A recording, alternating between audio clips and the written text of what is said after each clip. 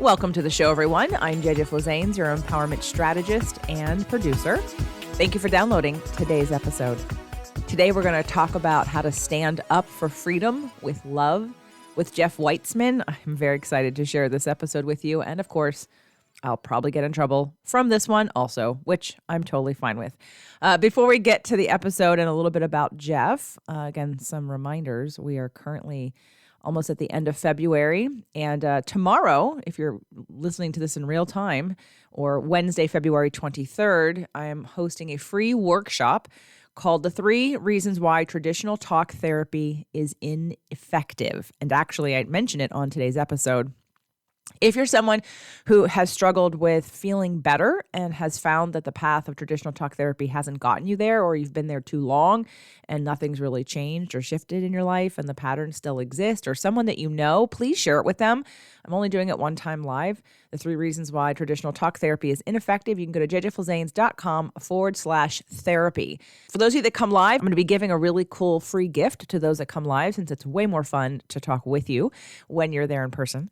But there will be a replay. So if you can't make it live, you can absolutely hear it in replay. jjflazanes.com/therapy. The link will be in the show notes.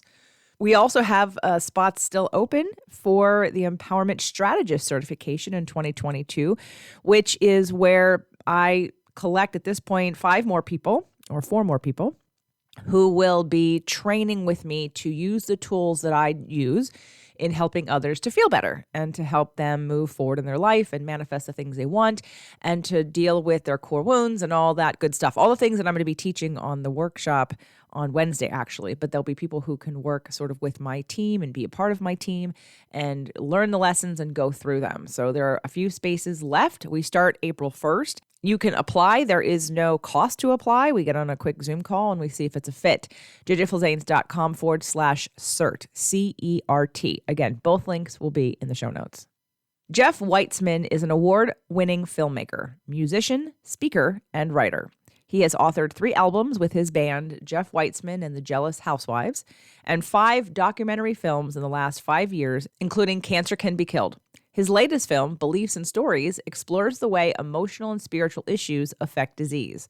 All films can be found at jwfilms.org, and that will also be in the show notes.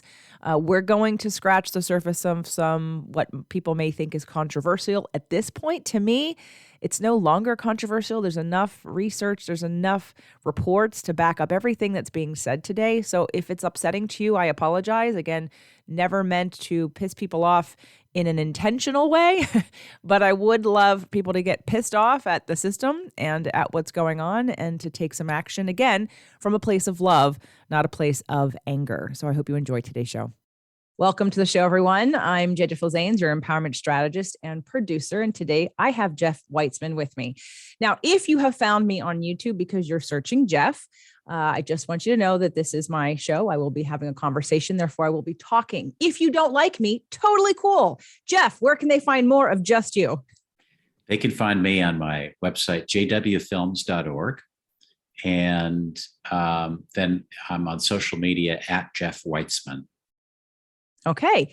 So if you are listening to this on the podcast, of course, as you now know, we're doing a video. So come on over to jjflazanes.tv so you can meet Jeff in person as you're listening to this podcast. And of course, if you're on YouTube and you want to take this with you, there's a link below to take it as a podcast so you can continue driving, doing whatever you're doing because you don't want to necessarily watch a video. So I met Jeff about a month ago, maybe a little less than a month ago, when Dr. Christian Northrup came to town and we had a little beach party / freedom gathering. And it was my first time, I'm a little late to the party, sorry, of meeting Jeff. And I thought, I like this guy. What is he doing? I love what he's saying. I love what's going on right now. And then as I started to research you a little bit more and dive into what was before the Health Freedom for Humanity, because that's how I sort of knew you in that moment.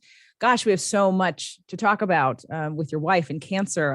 I work with Dr. Nasha Winters and the whole metabolic approach to cancer doctor team all over the world in the emotional piece with cancer. So there's just a lot to cover, and we'll see where we get to today. First, let's start off by those of you who are in the audience, my audience, and people on YouTube who don't know who you are. Let's just sort of do a little back, starting with the filmmaker and even maybe before that, and then get to the health, freedom for humanity part. Yeah, sure. So I originally came out to California to be an actor a long time ago, and then quickly realized that something wasn't right in Hollywood, that the people who were getting the jobs weren't necessarily the most talented. They had some other in. And why was that?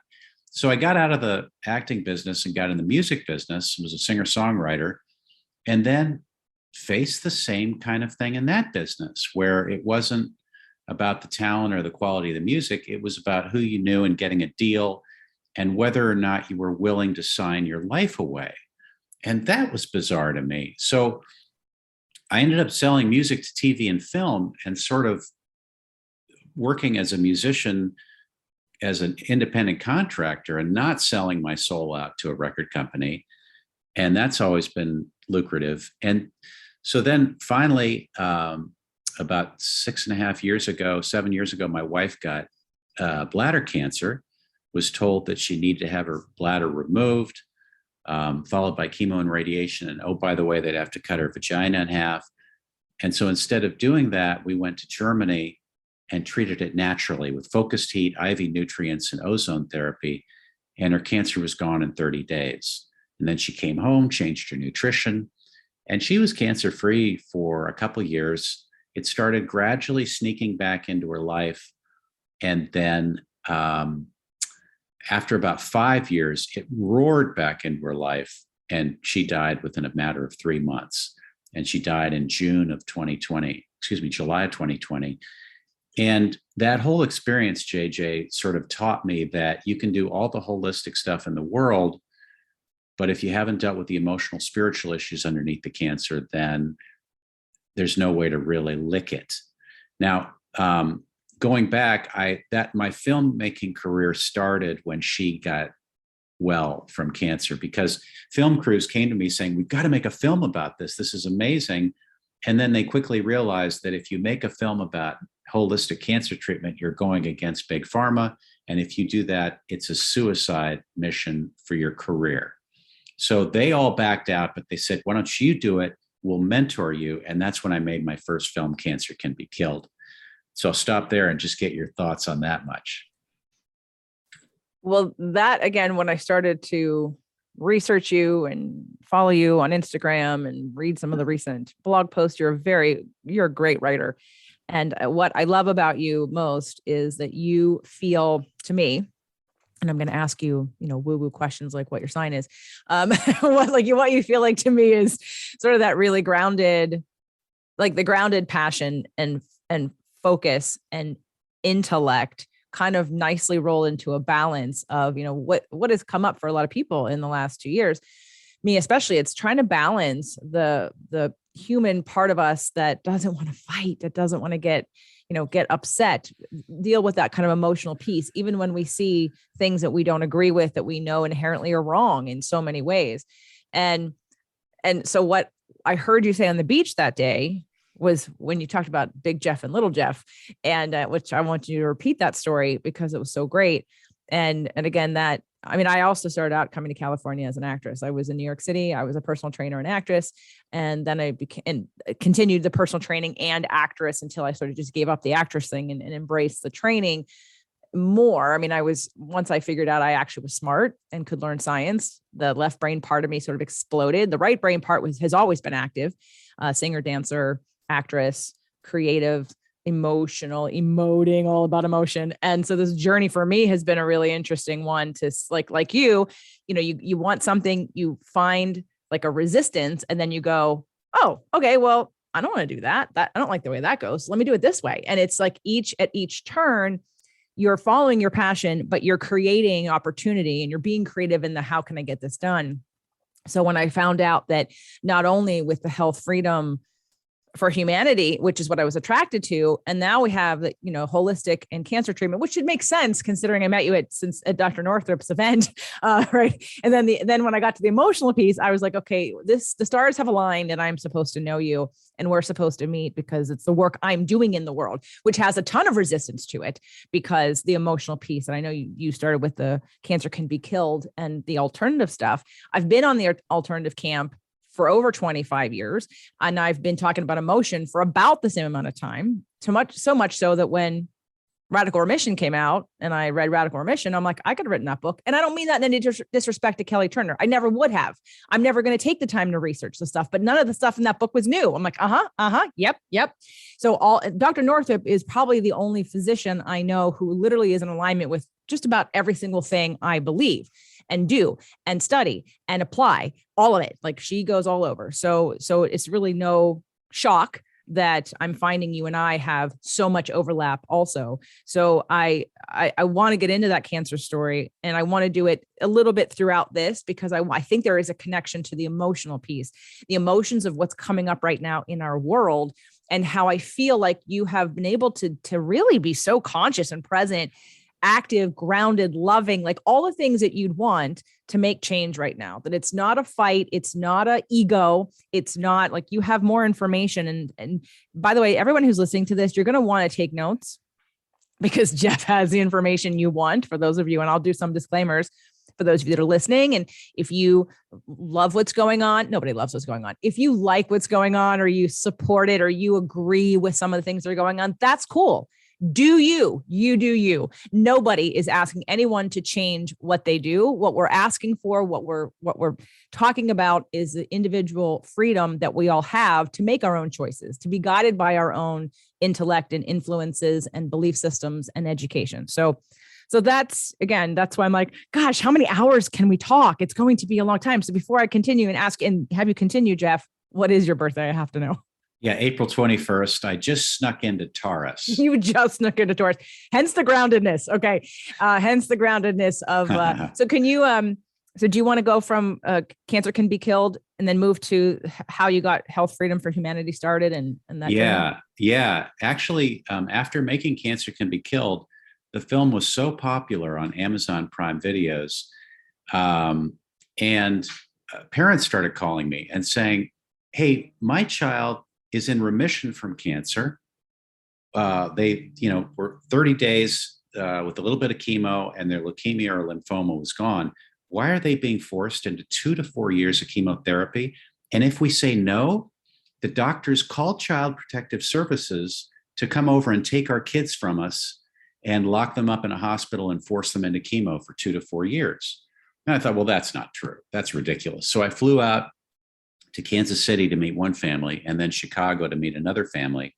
And to my horror, there's not a single doctor in this country, nor a single attorney in this country that will represent a family to allow them to pursue treatment other than chemo. And so we were like, whoa, what do we do now? So we spent, as I was filming, we found a couple different solutions. One was one of the families went to Mexico and hid out for 3 months and then came back to a different state. They treated their child holistically in Mexico. Their child's fine. The other family decided to call the bluff of the doctors and CPS. And so when the doctor said, and we got this recorded and it's on the film flipping the script, it's just unbelievable to imagine that a doctor would threaten a parent that they're going to take their child from them. But they did. And so CPS came to the door, the parents met them with, mountains of evidence and said, here's the evidence on what happens when you force a child into chemo for 2 to 4 years. They're either maimed for life or they flat out die.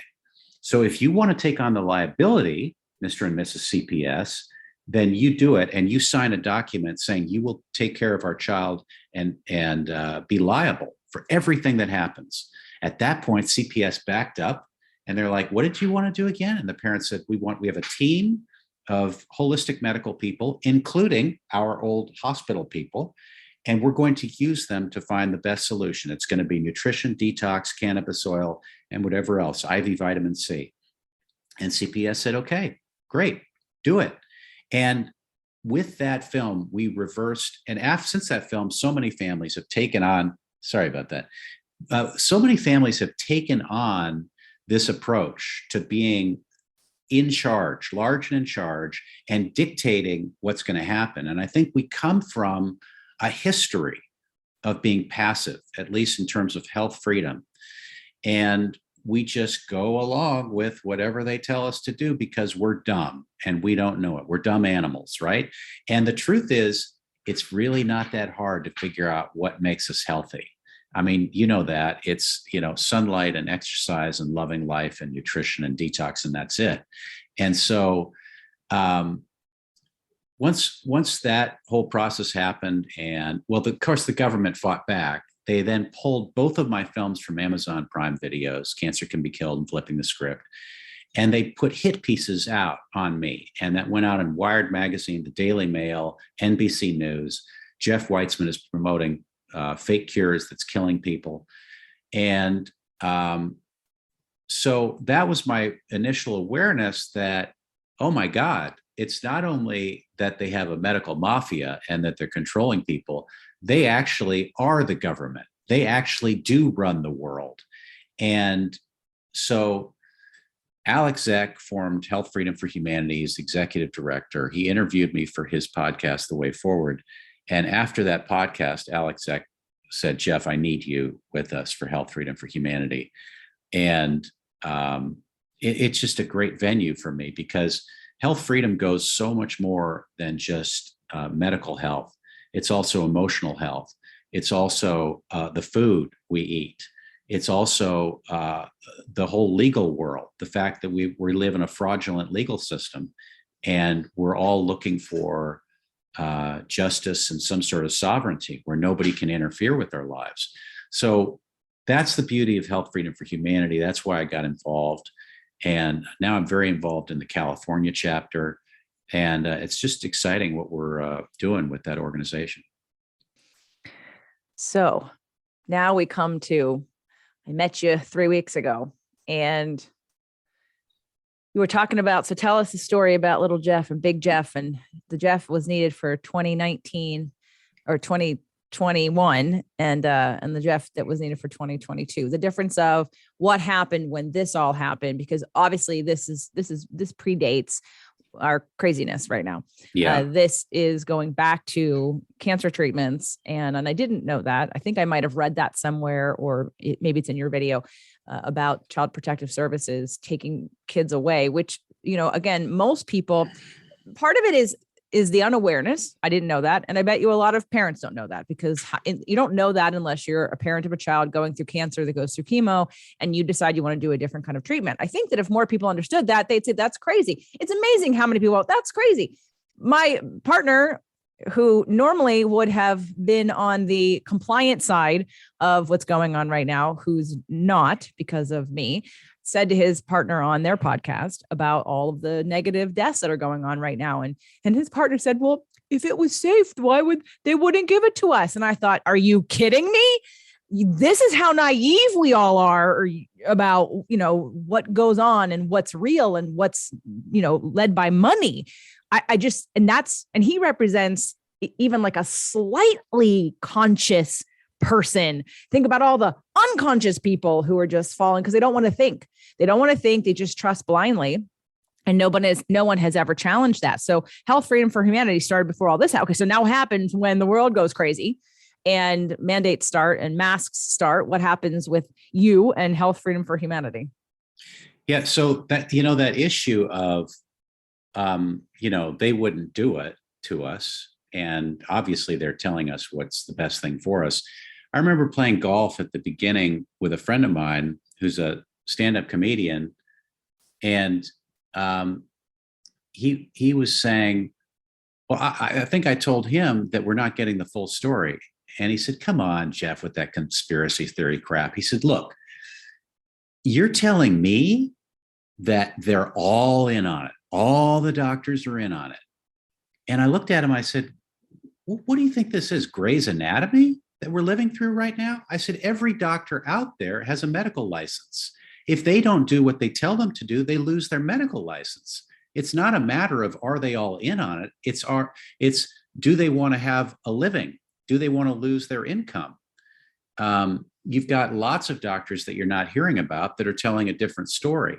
So I think that that's the first thing I tell people is, do you realize that actually they have medical licenses, and if you go against them in any kind of way, they're going to take that medical license away. But I want to get to the difference between 2021 and 2022, if you're ready for that. You just brought up something that I want to stick in here about. Have you seen the show Dope Sick on Hulu? I have not yet. Oh, you have to see it. Okay. And it's because not only with what you just said about our doctors all in on it, what Dope Sick will show you is that nobody questions it. That the pharmaceutical companies make up these studies, they rearrange numbers, then they tell their people to tell the doctors, and the doctors just listen. Nobody challenges it. Nobody looks for other research to see if there's something else. So as far as they're concerned, the higher ups are telling me what I need to know. And they brought me these studies that I haven't double checked, triple checked, or looked under the hood to see how it was potentially skewed. I'm just going to take it as, because I'm busy. Why would I go do that? I have a life. I'm just going to listen to what they're telling me because they must know what they're doing, right? Not realizing that the majority of your doctors, their education was developed by pharmaceutical companies. So Western medicine is literally guided by pharmaceutical companies. That is the politics of what is going on. And most people don't know that. So, fast forward now, I'm watching Dope Sick, which is about the Oxycontin era, we're still going through it, but when that first came out, and what's kind of hilarious, sad, confusing for me is as I'm watching it, I'm literally pausing it every couple seconds and looking at my partner saying, this is happening right now, like right now. Does anyone watching this realize this is what's happening now? But no, we have to wait until, 2 to 5 years from now when there's more heart and lung issues, autoimmune disorders, which we're already seeing happen, in order for people to realize and trace back. Did you see in one of the telegrams? I follow Dr. Northrup. I don't know if you have a telegram, but that somebody is saying that the whistles on the fields for the athletes are what's causing heart issues. I'm like, oh my God, really? That 108 athletes have died, or not, 108 athletes have had diagnosed heart issues all of the sudden, and we're going to blame the whistle from, okay. Unbelievable. It's unbelievable. So anyway, Dope Sick, again, people don't know this. And that's why when someone outside of, I've been in alternative medicine, functional medicine for over 20 years. When you aren't in the system, you don't know how things work. You do just blindly trust. But when you start to come in and learn things and understand, looking at the whole body, instead of looking at one piece, looking at all the things that affect whatever the symptom is that you're talking about, versus it's just an easy, like, here's what's going to treat the symptom. When you start asking deeper questions, you start realizing how screwed up this has always been. And this was always in the works. It was bound to happen. One of my clients 10 years ago said that our Microsoft guru, I'm going to try to not get pulled off the internet, so I'm going to talk in code, said is trying to chip us, and it'll be done through vaccines. And I thought, okay. I mean, I did think she might have been off a rocker for a half a second, but she had subscribed herself to a whole bunch of doctors' newsletters like Blaylock and other physicians that I respected. It was over 10 years ago.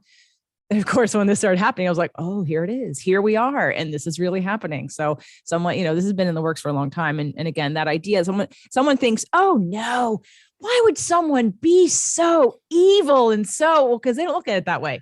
That's not what the powers that be who are running the show do not look at it this way. They think they're doing what's in your best interest and their best interest for financial gain, for control, for, things down the line. So as I digress, so go now with Big Jeff and Little Jeff, please. Well, so, what do you do with the tyranny that comes at you when somebody says you can't buy the food you need unless you wear this mask? And, for me, because I'd had the history with my wife, I knew that all viruses are treatable. And I knew that the mask was completely ineffective. And so I didn't know how to get past my own anger, my rage, really, at someone telling me you can't buy food unless you wear a mask. And where it really came to a head was when I went to my farmer's market, and I gave them a medical exemption. And the guy said, well, you still have to wear a face shield. And I said I would. And then I came with a face shield and he goes, yeah, no, that's not good enough. You got to wear a mask. And I said, I'm not wearing a mask. And he called the police over. The police came over and they said, sir, we're going to escort you off the premises now. This was an outdoor farmer's market. And that was about a month after my wife had passed away. So I was a raw nerve. And I just went off on this guy. I mean, F-bombs galore. Everybody in the whole place was just hiding their heads like, oh my God, this is awful to watch this guy melt down. So on my drive home, I realized that that guy, the manager of the farmer's market and the police, they're not the problem. I'm the problem because I'm losing all of my control here. And it's up to me to find a better way and a solution through this. And so I really got kind of quiet for a number of months, maybe 4 months. And then I heard this law. The law is 21 US Code 360 BBB-3. And it says that we all have informed consent and the option to refuse any emergency use device, of which the mask, the PCR test, and the vaccine are all emergency devices. And I don't know what it was, JJ, but there's something about getting the law for me that made me feel invincible. And now the only piece of the puzzle that was missing was, how do I give people the law without jumping down their throat and tackling them? And I realized that I had to find love in my heart. Boy, talk about woo-woo. I had to find love in my heart for that person that is trying to enforce their will on me. And as a person who's recovering from sexual abuse as a child, it makes it even more difficult because every fiber of my body, and we'll get to this later, but the difference between my wife and I, we were both sexually abused. She decided to shove it down, don't talk about it, don't say anything, don't make anybody uncomfortable. And mine was, oh, hell no, we're going to make everybody uncomfortable. This will never happen again. I won't let anybody in my sphere allow this to happen. So everything in my body wants to jump out and destroy anybody. My dog is a pit bull, and he's loving. He's so loving. But also, if you get in his face, he's going to grab you by the throat and put you down on the ground. And I mean, people oftentimes have their dogs or their spirit animals, or it's very similar to them. So anyway, I had to find the love, and I found it. And I walked into Sprouts with the law, and I just said, hey, I won't be shopping with a mask today. When they told me I had to, the manager came up to me. I gave him the law in writing, and he said, well, I'm not going to check you out. And I said, that's okay. I'll pay cash. And so I filmed this entire procedure, and I just did it multiple times. They called the police. The police wrote a ticket. The district attorney dropped the charges. I just kept shopping over and over and filming it. And about a month after doing that, Sprouts made a public announcement saying no more mask mandates for any shoppers nationwide. And then I did that. I translated that over to Home Depot, Trader Joe's, IKEA, all the farmers markets. There wasn't a mask mandate in a 10-mile radius in Los Angeles, in my area. And again, it was just calm, loving energy. Just, I'm not asking for permission. And I'm going to love you. I'm going to love you in the midst of you trying to assert your will over me. That was exciting on one hand, but there's also another part, JJ, where there is a bit of a fight involved and adrenaline. And it was exciting. But I got to the end of 2021 and I was like, okay, I'm done fighting. I'm done fighting, because the system and everything they're trying to do is something I want to leave. And I want to create a parallel universe. I want to work with the other freedom fighters in the world. I want to create better hospitals, better healthcare, better schools, better law. And now we know how to protect ourselves legally so they can't get us. So I went into 2022 and I was like, okay, this is what I'm receiving from God. But there was a part of like little Jeff that was like, no, I want to fight. I want to destroy those abusers out there. Because I think little Jeff sometimes gets confused with the people that are doing the tyranny and with what happened to him being sexually abused. And I have to, as higher self Jeff or adult Jeff, I have to come to him and help him understand that, hey, we're actually going to let go of that. we're going to let go of trying to get revenge. And there's going to be a lot of grief, and a lot of tears, because we can't get back what we never had or what we lost. And, now as I'm working with parents and we're trying to get masks off their kids at school, I'm right back to the same thing, JJ, of how do I stop this trauma response? How do I relax through this entire process and not get involved in trying to rescue, trying to save, trying to beat up the principals that are harassing and harming these children? And that's where I'm at right now. Your turn. Okay. Well, you seem to be, I've watched several of your videos, seem to be doing well with it. Part of what I got really excited about finding out about, not excited, and I'm so sorry about your loss with your wife and for all the trauma you've endured. And probably I can say this, assuming you agree with this, is that it wasn't by mistake. It was for a purpose, because you are here to help Completely serve the world. Right. Her leaving was necessary. Yeah, but hard, and so that part of you, it's what I have felt. Dr. Kelly Brogan wrote an article at the beginning of this crazy time called something about it had to do with Stockholm syndrome, right? And about your captors, and it was so on point. I'd love to get her on the show. It was so on point with how I think there's a lot of repressed emotion in a lot of people. I mean, people have been so violent about, and underneath it is they fear. Well, I'm just going to say across the board here. One of the psychics that I work with has also said that there's a lot of young souls on the planet running this planet right now. So that in itself means that that fear is part of the underlying driving emotion of a younger soul. They're not as evolved. They aren't as trusting. Wow. Fascinating. And so that sort of controlling in order to feel safe is a big theme. Doesn't mean that we older souls can't flip the switch and elevate this consciousness, because we absolutely can. We don't need to change them in order to do that. We should have to band together and be the love in a conscious way. But when I hear you speak and when I see you on the video going to the teachers and the calmness that you are, like the idea, and do you have any kind of like handouts, or like, can anyone download like any of the things that you take to people? Because I'm like, okay, great. Where would that be? On my website, jwfilms.org. There's a download section. And if you go to the downloads tab, there's all these documents you can print out, and you can actually take those to schools and serve people with them. And again, the purpose of serving is to tell people what the law is. Now that they know it, they're liable if they break it. And there to me is so go back to Kelly Turner's book, and even Bruce Lipton, when he was on the show the first time. He's coming back next week. But talking about biology belief, and I say this jokingly, I didn't need to read the book. Not meaning because I know all the science and I understand all of this. It means that when you just say biology of belief, I know in my heart I am aligned with every cell in my being knows that your beliefs shape your biology. End of story. That's all I need to know. Now, I did read it before I interviewed him for the first time. But still, there's this idea that when you know something and you really know it, like you don't need to be proven it. So radical remission, Kelly Turner, same thing. I'm like, yep. And like, I'm reading all this. I'm like, yep.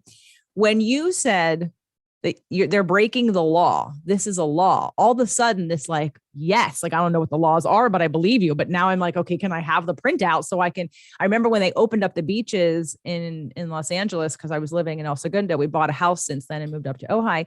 I remember it was like March. It was it was when I was having Dr. Northrop on the first time. She's been on 3 times. She's going to come back again and talk about spike proteins. And maybe you two can both come on and talk about the film that you're doing together.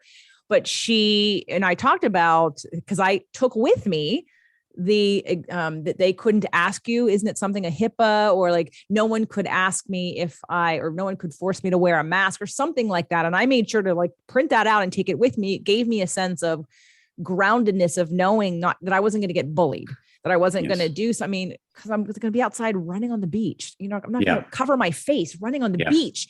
I'm outside. It was ludicrous. It's crazy. Yeah. Mm-hmm. But at the same time, to bring it back to like the emotional piece, I think that a lot of the emotions that have happened right now for people on both sides, right? For me, it's freedom. For you, it's freedom.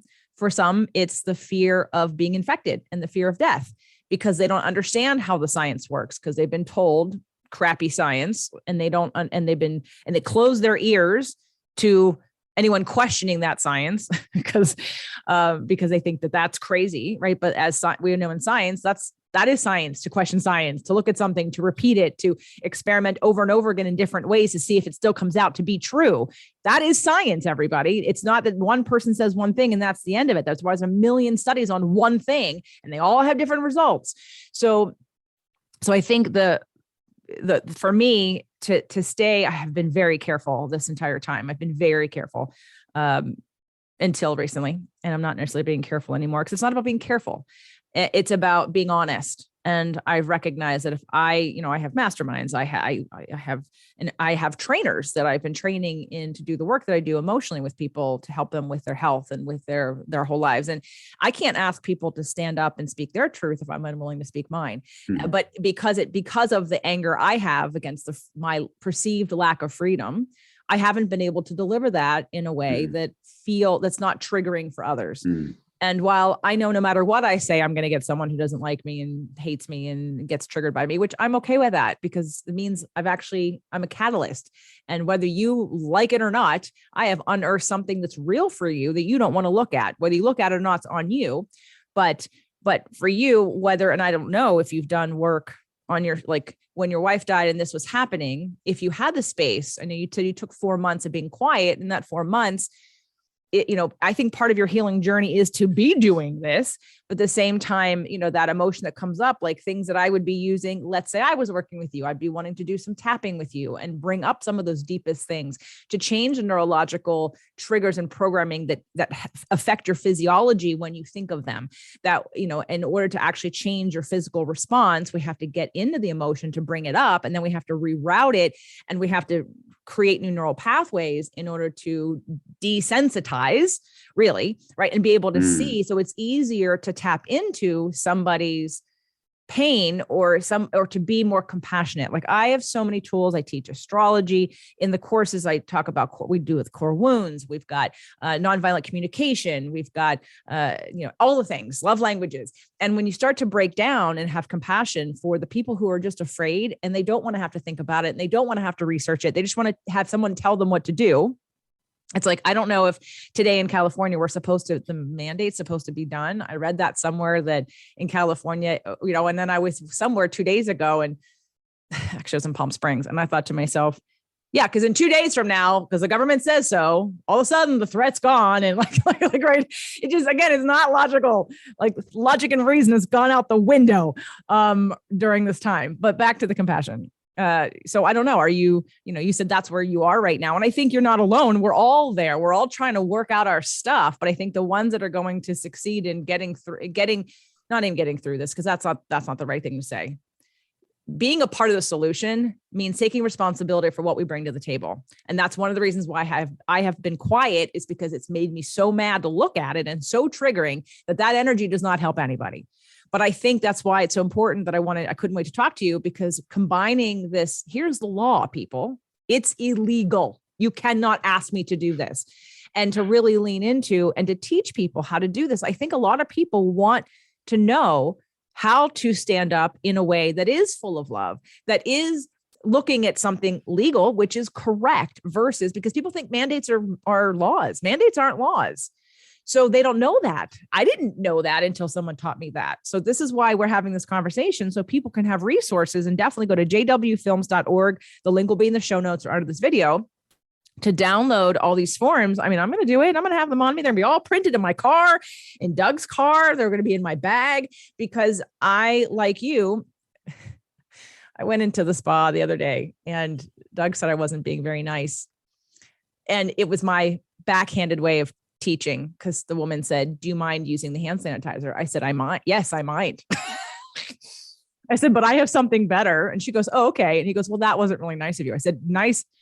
That was kind of my way of teaching. She asked me a direct question. Do you mind using the hand sanitizer? And I said, yes, I mind using the hand sanitizer, but I have something better. I had a solution. I wasn't just trying to be combative, but it was to break this illusion or this, that we're all, here in Ojai, the school systems are literally confused as to why their enrollment is low. And the parents had to be like, because of the mandates, this is why we're pulling our kids out of school. Are you kidding? You don't know why your enrollment is low? So it's being able to take all of the emotional charges on all sides and figure out what is, again, respecting that some people are afraid for their lives and they're never going to learn the science, and they're going to always, listen to the news, the paid for advertising, which is your news. They're going to listen to that. And then there's the rest of us who are going, well, we know this is BS. And so what do we do about it? How can I, Jeff, walk into a store? Can you tell them the story? I know you just mentioned Sprouts and the other, but you told a story at the beach about going golfing. Well, yeah. I mean, it's interesting because the signs are so huge in certain parts of San Diego. Encinitas is a very masky part of San Diego.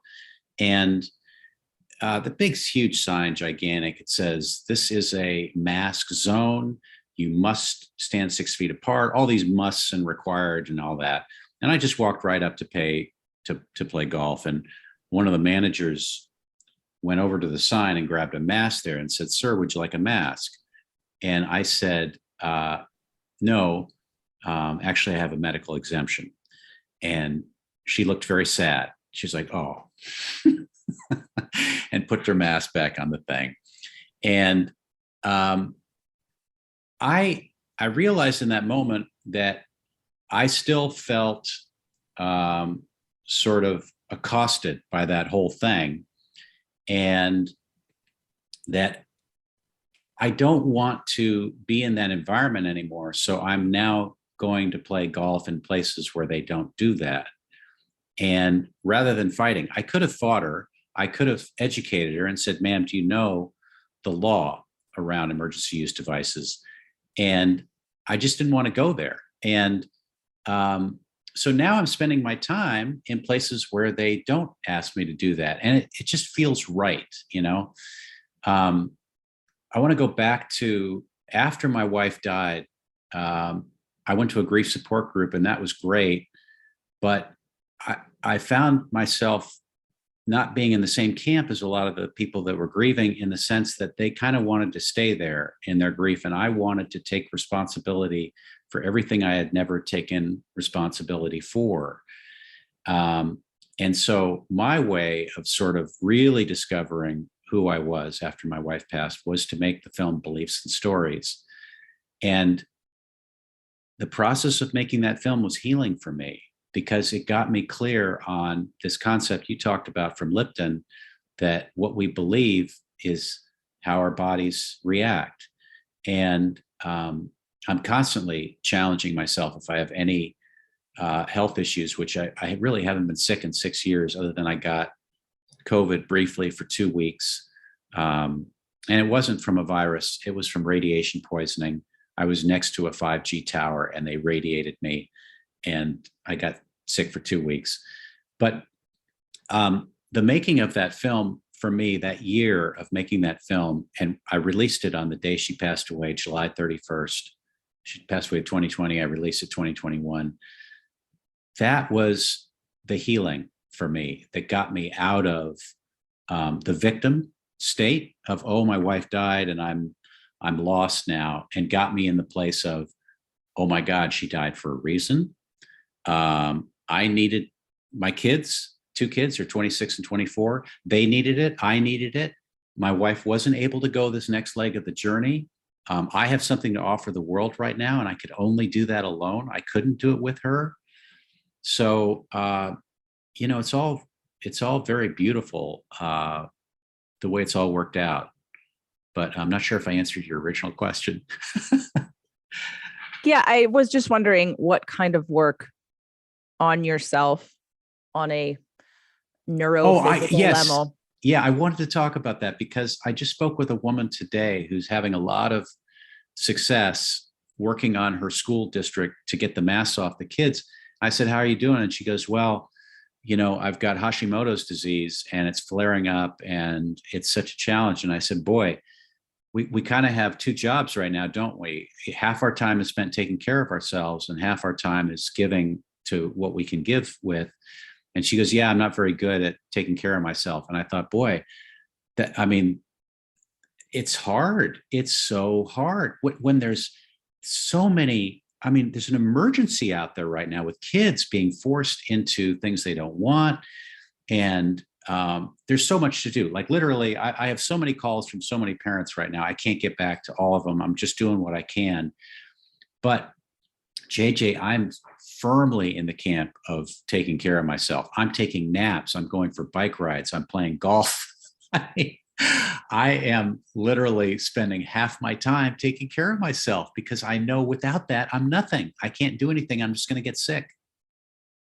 Good. No, it's good to hear. And you're right. And that I think I'm glad you told that story about the woman who has Hashimoto's, because as an autoimmune, like there's a balance of how I haven't wanted to fight. I have not, because it literally, my body feels ill. It feels sick. And it's not just out of fear of going, because I'm usually a rule follower.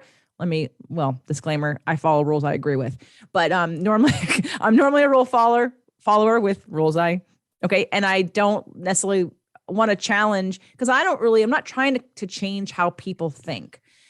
I'm trying to bring information and enlightenment and a different point of view to people that are open, who are curious. And I do try to straddle both sides so I want to go back in the I want to tell you I want to tell you my mindset too, as I'm approaching these people. Please. So as I approach these principles and I serve them with the law, and I say, you're actually breaking 15 laws by forcing a mask on a child. And you're actually a criminal. You're a felon. This isn't a misdemeanor. This is a felony. And you could get prison time, not jail time. As I'm doing that, JJ, I'm going into a place almost of being like higher self in the realm of heaven. It's not, you're harming me, you're harming my friend. If I go there, I'm lost. It has to be, I'm going way above all of us right now. And I'm just saying, this is the law. This is God's law. This is what's happening in the universe. These are the consequences you're going to face. Like, it's not going to hurt me if you spiral out of control and fall on your sword. But I want you to know that you're going to fall on your sword. That's just the way this all goes down, is there's consequences to your actions. Here's the law. And I love you, and I hope you can make the right decision.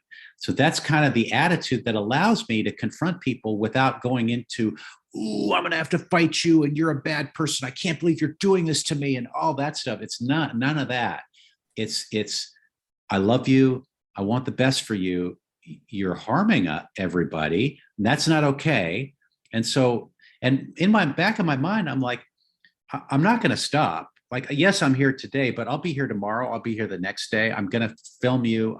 We're going to humiliate you on social media. Like, you will eventually surrender, but I'm just not going away here. This is like, I will be back with love to remind you what's going on.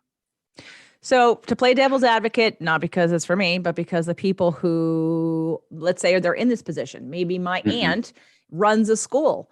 And her higher ups have said, you have to enforce this or we're going to fire you, because maybe she knows, maybe she doesn't know. I saw you with that person recently and asked about the money. So please educate people on two things. First, why masks don't work, or research of where they can get the fact that masks don't work. Because that's the other thing, is that people that think the masks work are thinking, well, of course we should be doing this because it's maintaining the virus, which really in the past 2 years, this is proven. Like, you still think this, like really it's been going on for 2 years. Do you think it works? It doesn't work. It's never worked. Okay. Scientifically, anyway, there's research on this, people.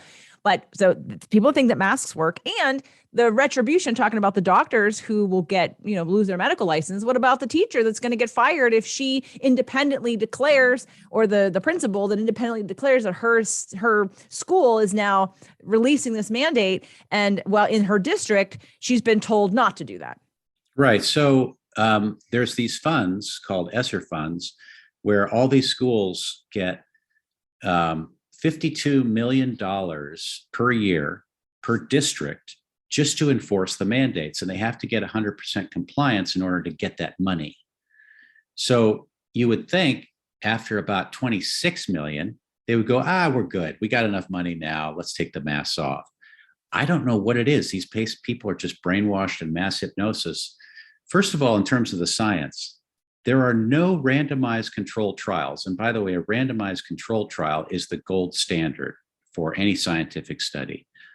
There are no randomized controlled trials showing absolute risk reduction from wearing a mask. You can get something called relative risk reduction.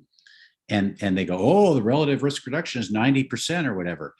But that's not a true measure when you were talking about the numbers being fudged. And what they do is they do a study and then they manipulate the numbers. I mean, that happens all the time. That's just normal business procedure. But again, show me any randomized controlled trial that shows absolute risk reduction and I'm on board. I'm totally willing to consider wearing a mask, but there are none. So that's the science. And any of these teachers or principals or whatever, what they don't realize is that mandates are not law. Funds cannot be tied to something illegal. And there are a number of school districts out there right now that are saying, yeah, we're no longer going to do this. We're not going to continue with the mask mandates or the vaccine mandates or whatever. It doesn't work for our district. So what they don't realize is that they have options. And so that's another thing we're trying to do is tell them they have options. And at the very least, they have to provide the students with an education. They can't kick them to the curb. They have to accept their work. These are all constitutionally protected situations with education, that every student has a right to an education, can't be denied it. So there's just massive lawlessness right now. And what we're doing is actually showing them what the law is and what their options are.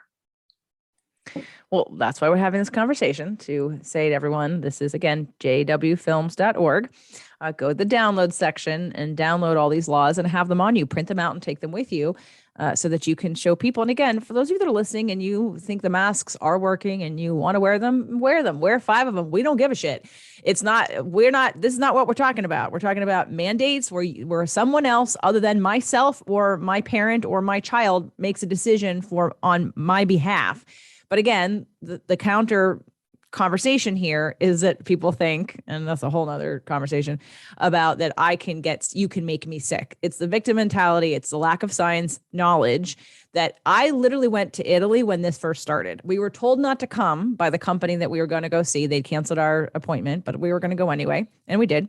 And I'm sure I've been exposed many, many times in all different places. I've been to Italy. I've been to Mexico. I've been to Greece. I've been to, it didn't stop me.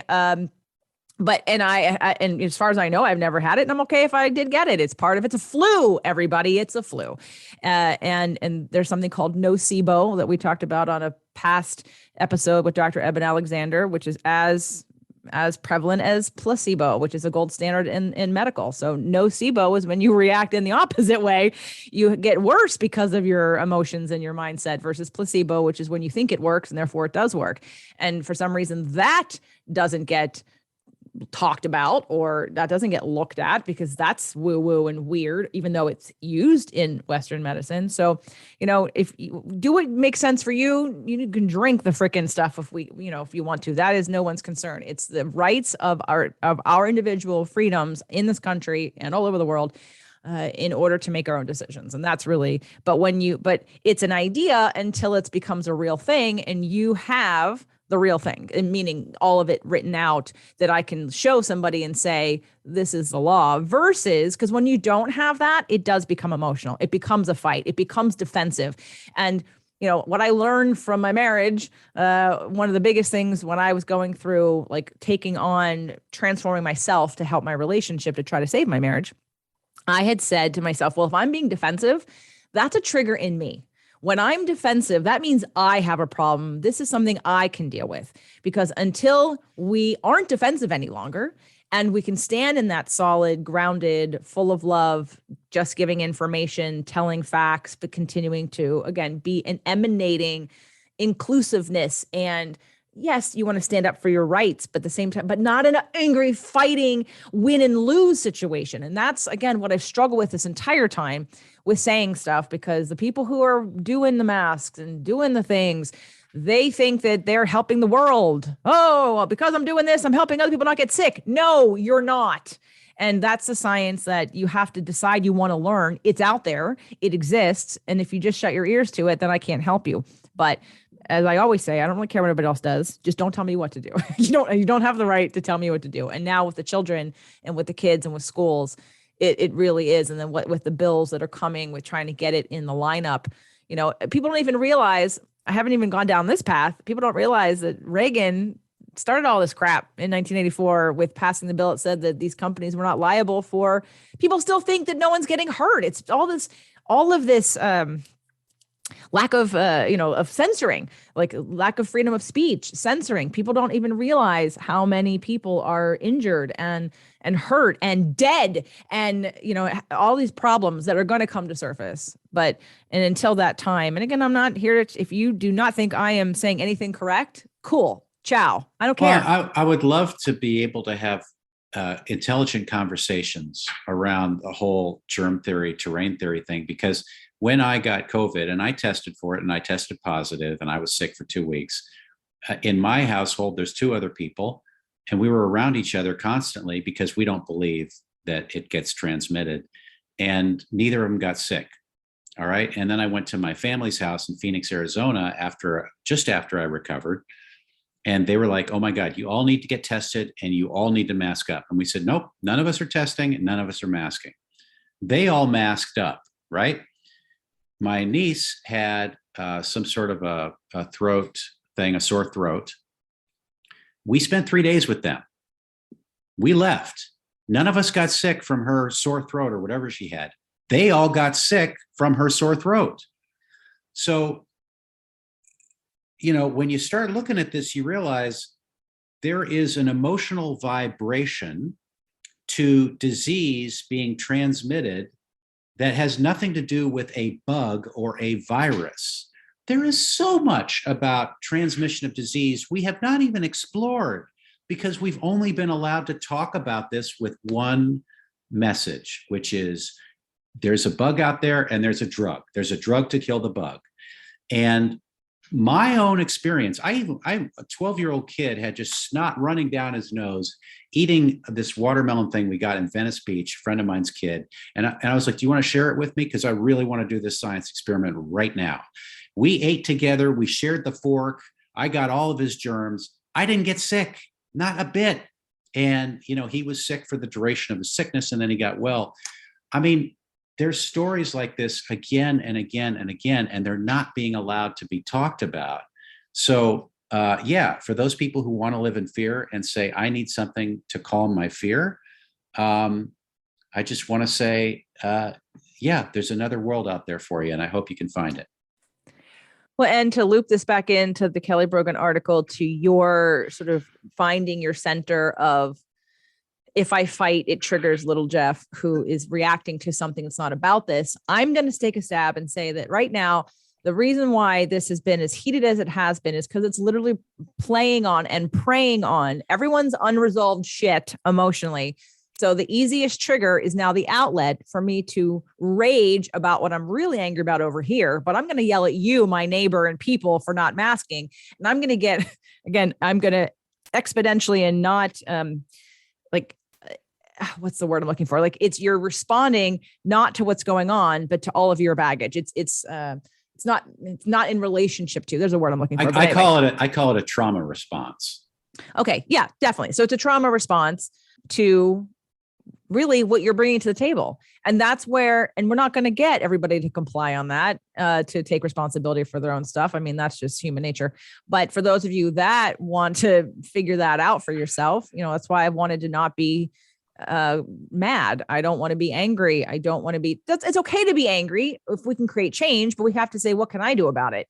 And what am I going to try to force or make everybody else to do, or shame or control? These are things that right now are so prevalent with this understanding that we can control others. You cannot control others, but the government is trying to control us, which we don't want. So it's like, then what do I do about it? And what can I contribute to this? And I really do think that getting all of the things that you have on your downloads for everybody to print and take with them, to start following Jeff, watch what he does with the teachers, and get your own group together. I saw that some some students, this wasn't on yours, it was on Telegram, that a bunch of students who were protesting against mask mandates in Northern California won, and it's over for them. And it really is about standing up for what you believe to be your rights, what is the law, what you feel is right. And then again, if you want to continue to do whatever you think these protective measures are for yourself, go do it. But just stop telling it's illegal for you to ask everybody else to do it because you're afraid. You're never going to feel happy in life or be successful or healthy if you base your choices on what everybody else is doing. You have to take responsibility for the things you bring to the table that create that frequency, that allow it in. And so this combination of law, calm, loving, responsible, education, and togetherness, I feel like it's a really important time right now. And I really wanted to have you share that. Yeah. And JJ, I even like to phrase it as you can take responsibility for everything that's inside, and then you won't replay the scenario that killed you in your past. Instead of you have to take responsibility, you can take responsibility. I think that's new for a lot of people, that they don't know, wait, what? You mean I can take responsibility for something and then I won't replay this whole drama? So, I think that's like the next part of humanity, right? Is to learn how to take responsibility. Well, I've sort of been endlessly harping on this for years. In fact, I'm doing a webinar next week. By the time this airs, it will be this week on Wednesday, February 23rd, called The 3 Reasons Why Traditional Talk Therapy is Ineffective. And it's literally and one of the things is to get out of that victim mentality that people stay in a story, that how other people wronged them and what they did for them. And it doesn't mean that didn't happen. It just means you have no power there. You will never, ever change the state of your being if you're blaming others and giving your power away in that victim mentality. And it isn't a popular thing to think, because it feels a lot better to do nothing and to blame everybody else. But when people start to seek out wanting to feel better, then, we have to look in different directions. And this is where, again, law of attraction and quantum physics and taking that work into personal development work and really looking at, well, how do I get to those core wounds? How do I get to that trauma? How do I who do I have to be in order for that to change? And I think a lot of us right now need to think about that in terms of what role we're playing in the expansion of our world and the opportunity that we have to make that change. And so, by the way, I spent, 29 years in addiction recovery and 25 years in Al-Anon, and sitting in those rooms and talking about stuff and getting it out. And then, like you say, making the choice to say, okay, what am I going to do different? Because I would never, initially, I just needed to get all that crap out and just say it. But then there was a point where it's like, yeah, no, I'm done talking about all the crap. Now I'm going to talk about the crap, but I'm going to talk about my choice to do something different. That was healing for me personally, and allowed me to get to that point. If you talk about desensitization, it was desensitizing from those triggers, so that the triggers were no longer completely inside me. They were almost like the triggers were like, oh, there's a trigger. Oh, look at that. There it goes. As opposed to, I have to act on it. So that was kind of my way out of the responsibility taking and not sitting in the crap for too long. Well, I've done Al-Anon also, and I've done some traditional talk therapy. And there is a time where your frequency is such that something like that is higher. But once you get to that place, it's a sticking point, and there aren't tools to really get higher than that. So once you can bring yourself to a frequency sort of back to normal or neutral, now it becomes, now how do I get better versus how do I just sit in the same story that keeps me a victim, that keeps me disempowered? And I think in this situation of the world, we're looking at a lot of disempowered patterns in life that now translate to the situation, and people are just acting out their crap. And we're all stewing in it, and it's uncomfortable. But my goal, my hope, my prayer is that we can rise above this with all the things that we're doing. I want to link this back to the movie you did with after your wife, and about your beliefs and things. What did you learn from her death, her experience, and then about the movie? Tell us a little bit about that movie. Yeah. So what was so brutally difficult was, as her cancer came roaring back, we knew in our hearts that something in her childhood had victimized her. and she was unable to unhook from it. And it didn't matter what anybody told us how to deal with it. She couldn't do it.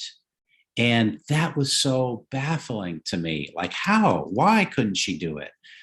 And as I started interviewing people for the film, I started learning that just the blatant truth that a person has to speak up. They have to speak up about what happened. They can't push it down. They can't hide it.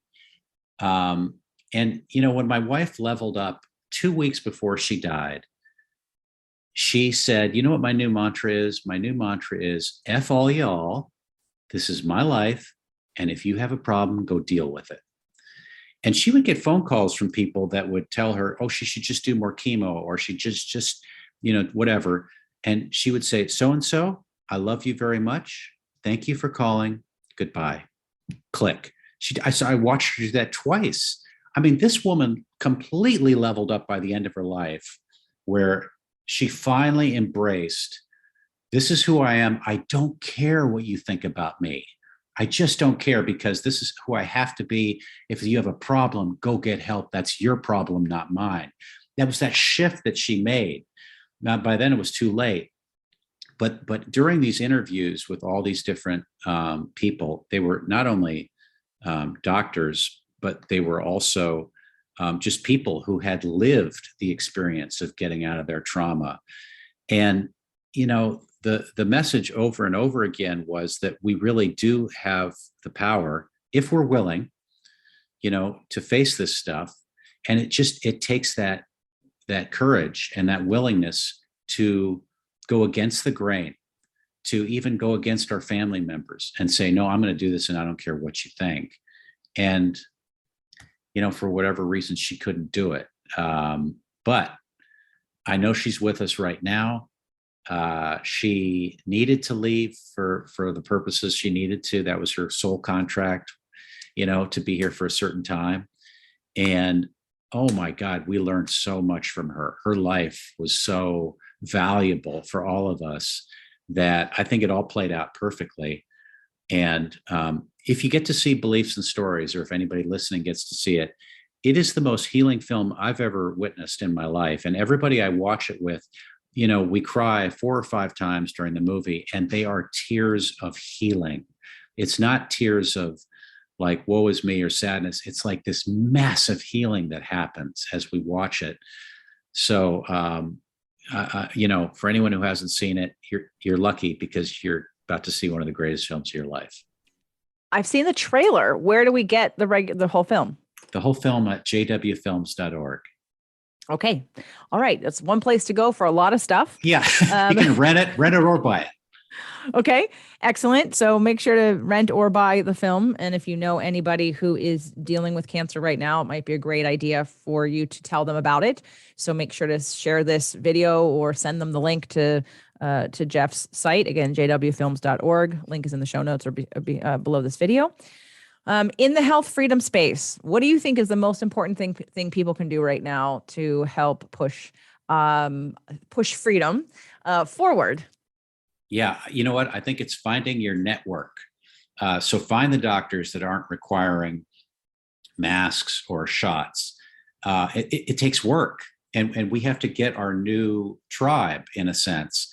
Hospitals are death chambers right now. Don't ever go to hospitals unless you absolutely have to. And then if you do have to, make sure someone's there every moment to protect you from whatever they want to do to you. I mean, it's insane that we even have to say that, but that's the situation right now. Jeff, it's even insane. Well, only on that thought, it's even insane. I mean, people who've been watching me or have heard me for a while know my fibroid story. But even I had a situation where the person I went to as a specialist for uterine artery embolization, when I went to her, said that she would do the procedure, but it wasn't her first recommendation. Hysterectomy was. And I was like, you're insane. And I'm going to move forward with this. And if you won't do it, I'll even go find someone else who will. So go into the hospital. And literally she said it was going to be an outpatient procedure, 90 minutes done. Then they're prepping me to stay the night. They're prepping me to stay the night. I literally fought with them, every doctor, every person helping me. I said, I'm going to be leaving when this is over. And I needed a blood transfusion because I was super, super, super anemic. So once that was over, I mean, from the nurse to 3 or 4 doctors to 3 or 4 people moving me from one floor to the next floor, every single person said the doctor really, really recommends that you stay. And I said, and I hear you. And I had people there to watch me be the advocate who I never got belligerent. I was never angry. I never yelled at anybody. I said, I'm not staying. Let me be very clear. There's nothing you're going to say to me, even wheeling me out of the procedure. She said to me, I said, why do I need to stay? She goes, well, look how much pain you're in. I said, no, what's happening right now is going to be gone in 2 hours. What's happening right now is something I've dealt with before and I know what it is. I said, so what do you think is going to happen that I need to stay? Well, pain management. I said, nope, I've had more pain than you can possibly imagine and lived through it just fine.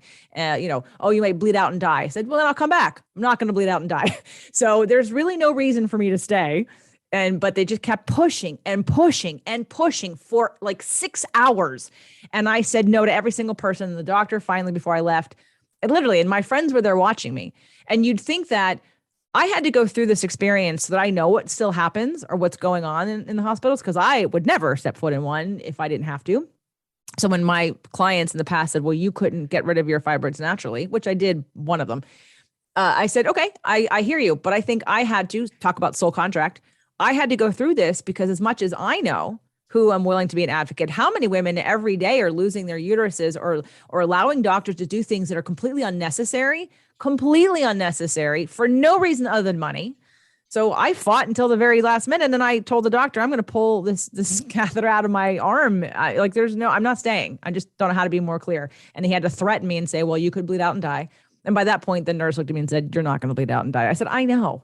And everything was exactly the way I said it would go. Exactly perfect. Everybody who fought me, every doctor had nothing to say when it was all done. But again, so to your point of that, the things that we are doing right now, like it's crazy that we have to even say that, but not even now with what's going on, like with normal things, normal procedures, you have to just be cautious, careful, and take your own health into your own hands. Do not delegate thinking about your body to somebody else. Learn something, trust your intuition. Sorry, I could go off, go on. So what we're doing right now for Health Freedom is so we're finding our tribe. And the tribe is not just in the medical community. We're finding new doctors that can actually help us, that are apart from the hospital system. But we're also finding our tribe just for other reasons, just for, being able to socialize and have like-minded thinkers. And then we're also finding our tribe legally in terms of finding out how we can become non-citizen nationals, how we can have private businesses that the government can't interfere with. There's a whole rabbit hole that people can go down to find out how to protect themselves. And so, the thing we can do for Health Freedom right now is to really find our networks. It's a whole new network. We got to leave the old one, find the new, build the parallel universe. JJ, something I'm going to do in June is I'm going to get some sort of a ranch. I'm kind of near the beach right now, but I'm going to move inland and I'm going to try to get 10 to 20 acres and start growing all my own food, be self-sustaining, get off the grid. And that feels to me also like part of the freedom movement, because now I'm contributing to society with all these crops and we can take care of ourselves and there's no pesticides. So whatever people's calling is, it's just like, get with your tribe and let's start creating the parallel earth, parallel society. So if they want to join your movements, Health Freedom for Humanity, and they want to learn more, is there besides jwfilms.org? Yeah, absolutely. Healthfreedomforhumanity.org. They can go on there and sign up either for the newsletter or to be a part of a local chapter. And I'm in the Southern California chapter. We have lots of events going on. And so they can join us in that. Excellent. Okay. I'm not done with you, but I think we can pause now and let people digest this. What is coming though? Because you have a film with Dr. Northrup. Do you want to talk about that? Yeah, I do. I was able to talk with Dr. Northrup about ascension, because something we talked about is the beauty of what's happening right now in the midst of this tyranny is we are all like in a cauldron. We are being forced to get to a higher level. And so I had the chance to talk with Dr. Northrup about ascension, what that is, what's happened in her life and my life, to allow us to be a little bit more prepared than a lot of people. So that film's going to come out on jwfilms.org probably in a couple weeks. And, I'm with you. I think Dr. Christiane Northrup is the most advanced human being on the planet right now. So I got a lot of gold from her, and I think you're going to really enjoy it. Yeah, I love her, and I trust her. And again, it's that whole kind of taking the whole thing. It's not just about necessarily science of body, but science of mind, science of heart, science of soul, right? It's the whole package. It's from a much broader point of view. And it's how do we then jump in and out of dealing with, and at what pace? Because I know for a lot of people, one of my clients right now, I just invited her to Telegram, and she's like, wow, all this information. And a year ago, and I have to kind of bounce around. If I read every article and watch every video, I'm going to get mad. There's still a part of me that has to take it in small doses and then come back to what can I do about it? What feels right for me? What's my next step in order to contribute and to help elevate us? And conversations like this are one of the things I'm absolutely called to do and to put out in the world. And then the work that I'm doing too with people emotionally is really when we bring people back to taking responsibility. And I'm the person who, with quantum physics, says take responsibility for everything, literally everything, because from that place you have choice, and from that place you can do something about it and you can make change. But when we're just victims of other people's stuff all the time, we have no power. So it's really about becoming empowered, hence Empowerment Strategist. So Jeff, thank you. I look forward to watching all the films, to downloading your stuff, and to having you back, maybe both of you and Chris Northrup, to talk about the video and to promote that, because definitely my community would love that. So I would love to have that conversation if you're willing. And I appreciate your time today. You bet. Thank you, JJ.